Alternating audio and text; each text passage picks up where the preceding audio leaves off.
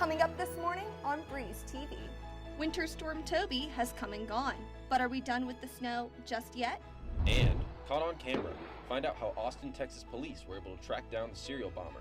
And what exactly was going through Jewel Hurt's mind during the SGA re-elections? Starting right now on Breeze TV. Live from the Allison B. Parker Studio in the School of Media Arts and Design at James Madison University, this is Breeze TV.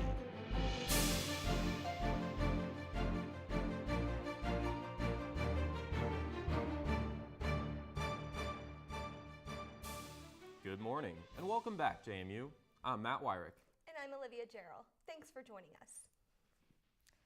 Residents of the JMU, EMU, and Harrisonburg communities are urged to check their smoke alarms in the wake of this recall. Earlier this week, the United States Consumer Product Safety Commission released a statement that Kidde is recalling their dual sensor smoke alarms. This is due to their risk of failure in alerting consumers to a fire. For more information, you can visit cpsc.gov. This past Tuesday marked the first day of spring, but Winter Storm Toby had other plans in mind.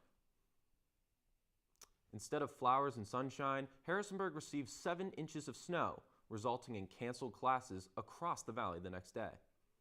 Yeah, we had a bonfire in my backyard, so that was a ton of fun. Other students, however, weren't so enthused about the snow. A little bit annoying just because I like the warm weather, but it was nice definitely to have like some classes canceled and have like an extra day to relax. Austin, Texas is still dealing with the aftermath of a series of bomb attacks that occurred in the last 2 weeks. A tripwire explosion on Sunday led to a neighborhood-wide lockdown. Some Pflugerville residents were asked to evacuate their homes, while the Austin Police Department and the FBI searched for the suspect. This attack followed 3 package bombs that killed 2 and injured 1. Austin Chief of Police Brian Manley states that the 4 attacks could be connected. You know, we do believe that it's the same person based on the components that are comprising the explosive devices across all 4 that we've had so far. So we do believe that this is the same person or persons that are involved in these. 23-year-old Mark Anthony Condit as the serial bombing suspect. Condit killed himself by setting off a bomb in his car Wednesday morning.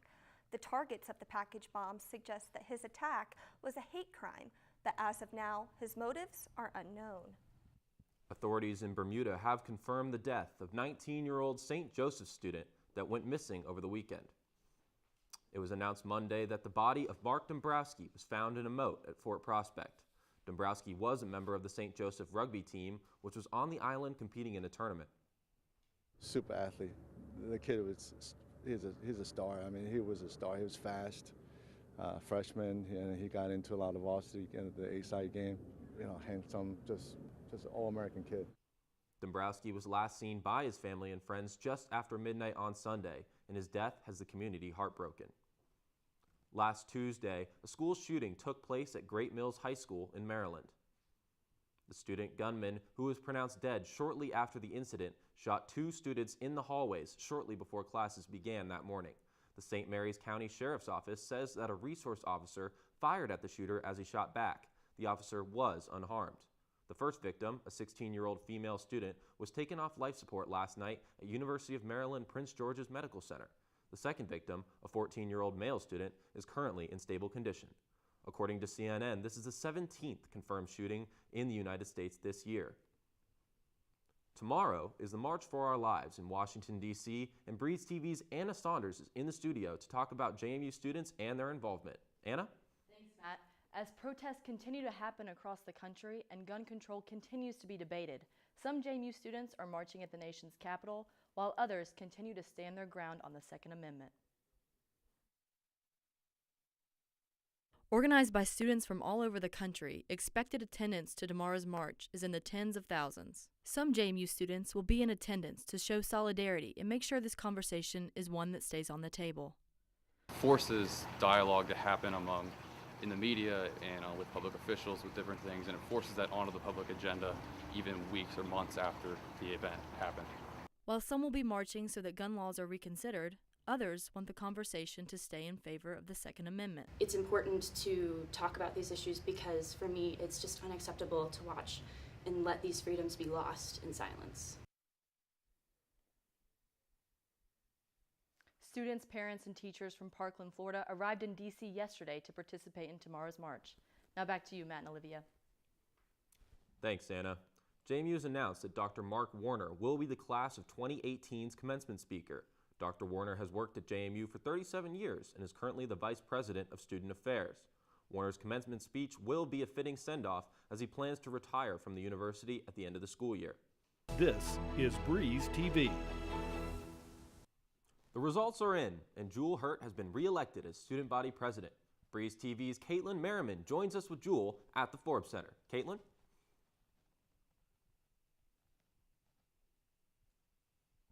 I'd like to start by saying congratulations, Jewel.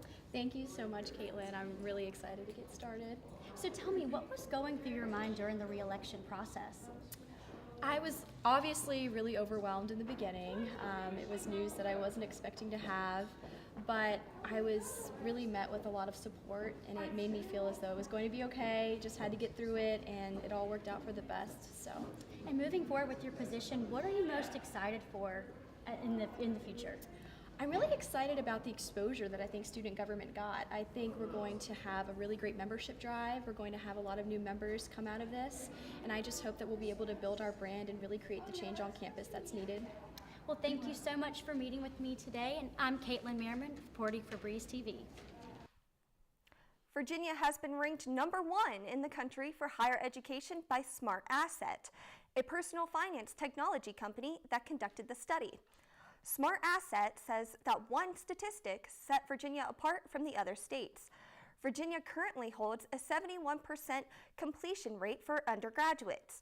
JMU in particular has a 6-year graduation rate of 82%, which is above the state average percentage. One of the reasons I was so attracted to come to James Madison was because of the incredible emphasis on education. I think one of the other things that makes JMU stand out is our long commitment to the 16-to-1 student-to-faculty ratio. That is a really excellent number, and every decision that's been made over the last set number of years here is based on that. Higher education has become increasingly important in Virginia, and JMU mirrors that through its graduation rates and student-to-faculty ratio. Facebook shares have taken a hit after the Cambridge Analytica scandal that broke earlier this week. Members of Congress are calling on Facebook founder and CEO Mark Zuckerberg to testify under oath. On Wednesday, Zuckerberg gave his first on-camera interview in the aftermath of the scandal. We have a basic responsibility to protect people's data, and if we can't do that, then we don't deserve to have the opportunity to serve people. This was a major breach of trust, and I'm really sorry that this happened.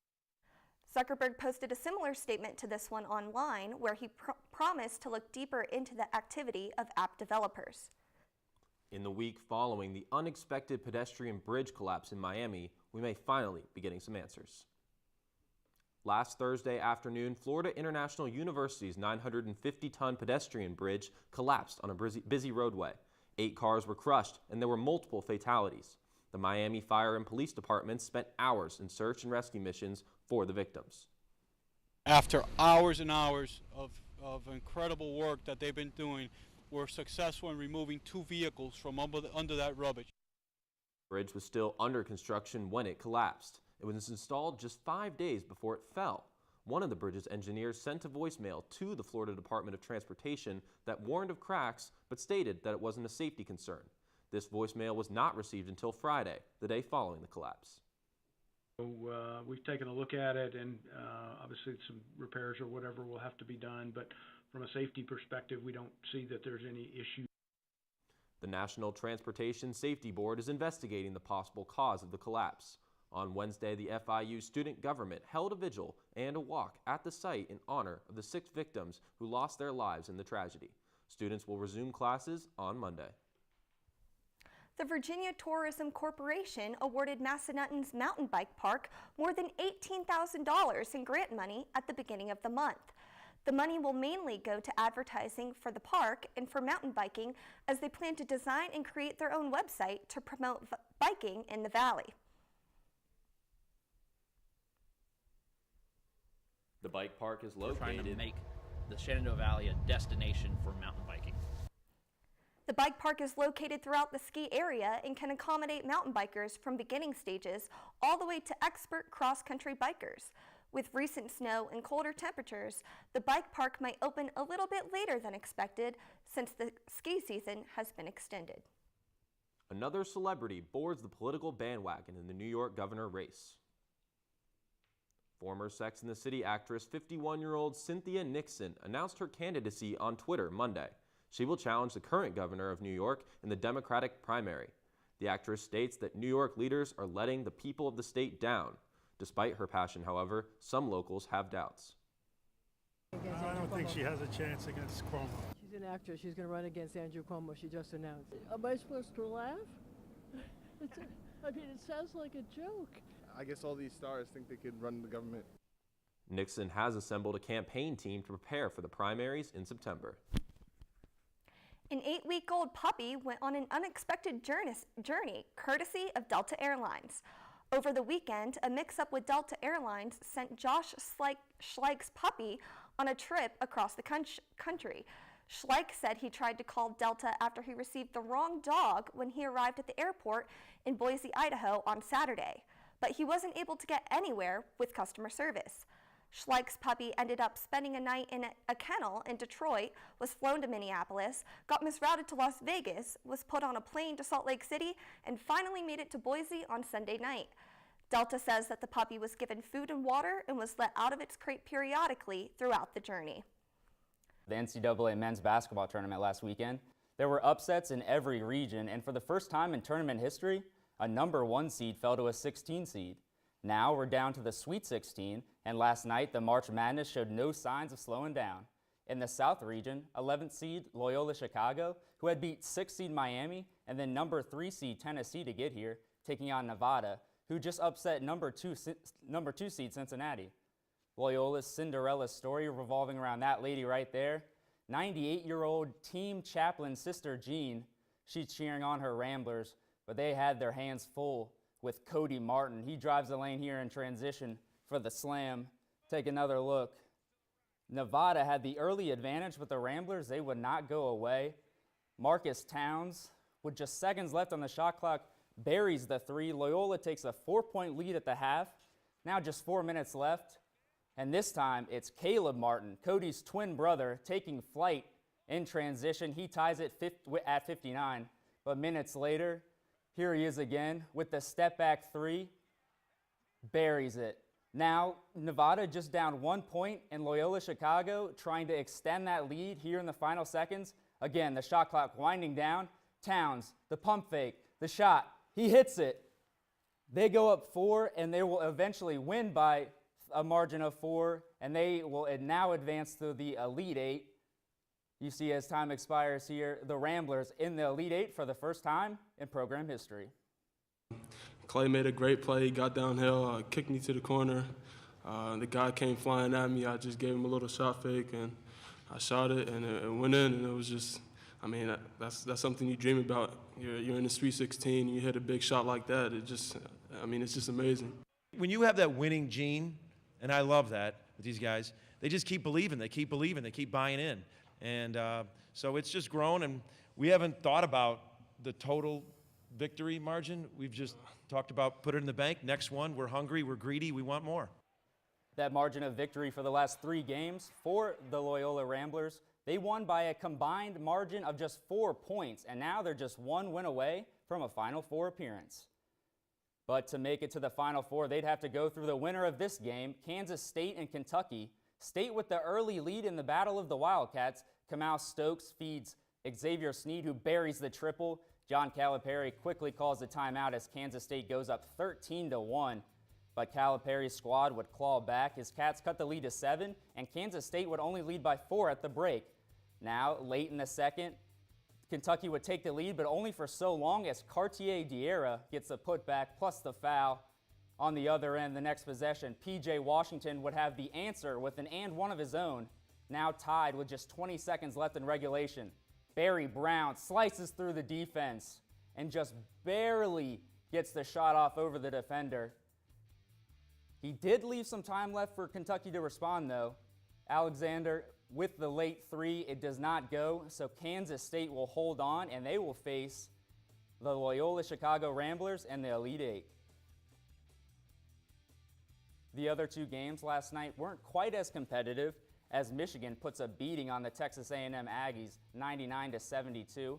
4 of the 5 Wolverines who started scored 10 or more points as they shot over 60% from the field as a team.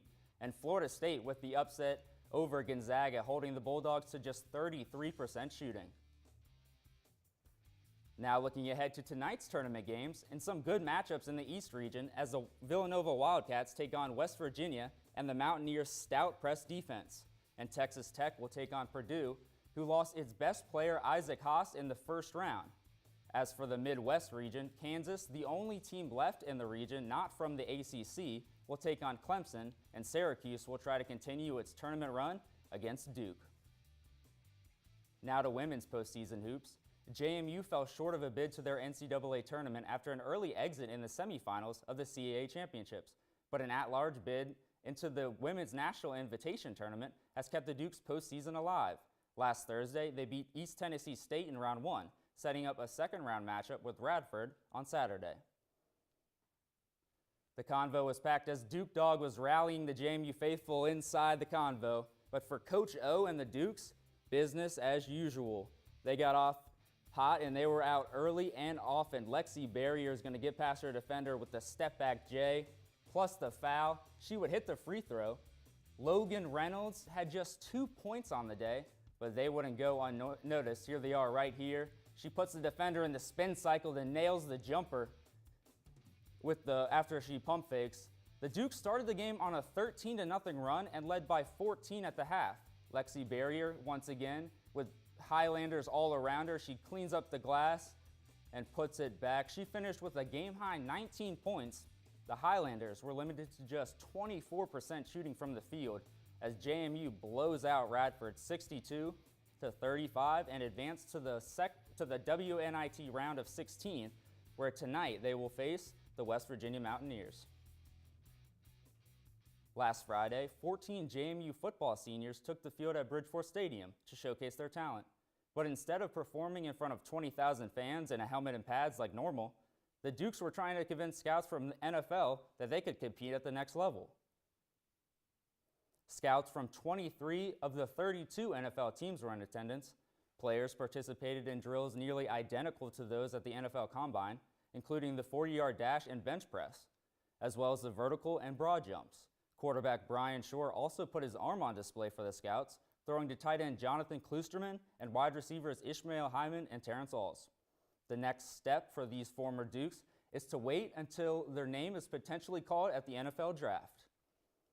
That group led JMU to 4 straight conference titles, a record of 46-9 in their 4 years, and not to mention that 2016 national championship. So I think they'll have a pretty good shot at making it on an NFL roster.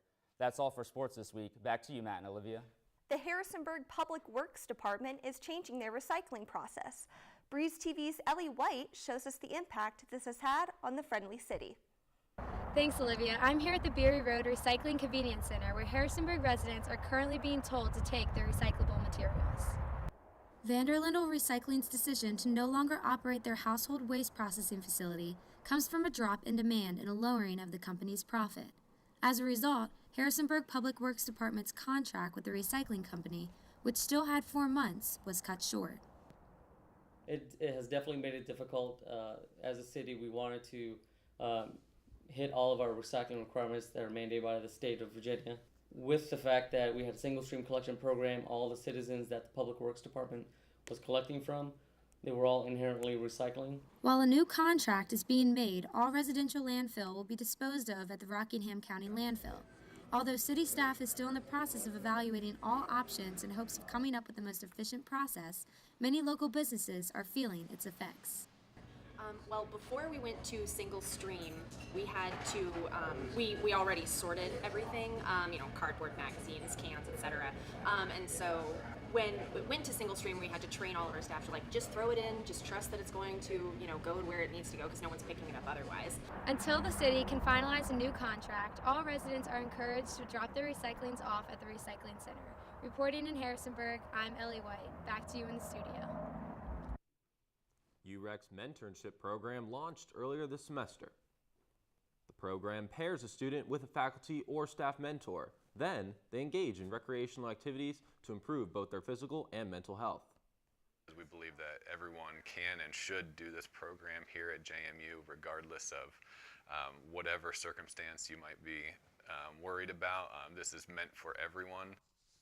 As an alternative to the physical training, the program also offers lower impact activities. Whether a student is looking for a mentor or a faculty member looking for a mentee, they can register for mentorship through exercise by going to Inclusive Registration tab on the UREC website. The more technology, it seems, the less human connection. But instead of fighting technology, a JMU professor is embracing it and hoping to bring people back together. Computer Science Associate Professor Michael Stewart is working on developing a streaming app called Co-Listen. The app allows you to listen to the same song at the same time with anyone, regardless of distance. But perhaps if people were listening to music in a way that invited others to join them, then they could still sort of have this, ability to share their experience, but still to kind of sort of politely listen in different environments. Stewart will continue his testing of this app in hopes of giving people a better understanding of how technology can be a great tool in making us all feel more connected. Honestly, I feel like this would be a great idea for Netflix, being able to watch from different places. I was actually thinking the same thing. You have people who always want to watch the same show together. I think Mr. Stewart has a pitch on his hands. The northern white rhino species is on the verge of extinction. Sudan, who was a 45-year-old white rhino and the last male in his species, died in Kenya on Monday.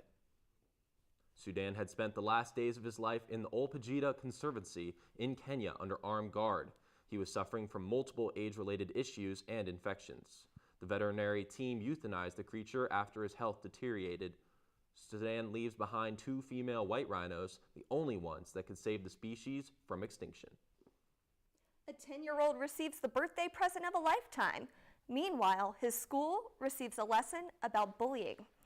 Ethan Kranig gets a surprise when Harlem Globetrotter Zeus McClurkin visits him in school. The athlete takes the time to teach a lesson on bullying.